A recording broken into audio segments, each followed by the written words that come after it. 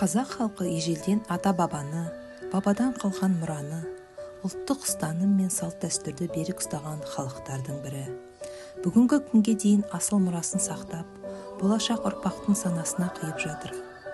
Әрине, бізге жеткен дәстүрлер толық көлемді емес, заманға сай бейнесін өзгерткені де бар. Бірақ мағынасы сақталған, мәні жоғалмаған.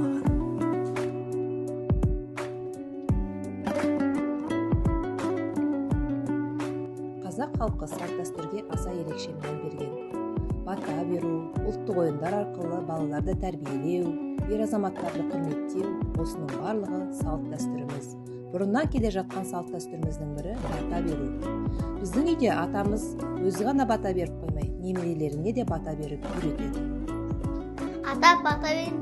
Ағдайым ондасы мұхиметін қолдасын. Астарыңа адалдық, дендеріңе саулық, бастарыңа береке берсін. Оқуда ұзат болыңыз, ұзақ өмір сүріңдер. Балапандар, бала кезімізде қанталапай деген ойынды көп ойнайтынбыз. Ол ойындар асықпен ойналады. Әрбір ойыншыда 5 асықтан болады. Ішінен ханы болады. Мынау хан. Енді бірінші ойынды мен бастаймын. Мына асықтардың бәрін жинаймын.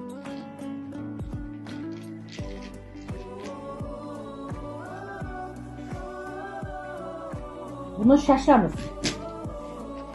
Қанымыз көк болып жатыр екен. Енді сол қанды үлкен сұқ бармақпен атып алуымыз керек. Мен атып алдым, қан менде. Енді ары қарай чик-чикпен, көк-көкпен, тайқы-тайқымен, алшы-алшымен атылады.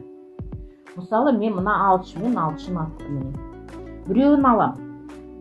Қозғалып кетті. Қозғалып кетсе, ойын бұзылады. Ойын бұзылды. Келесі ойыншыға өтеді.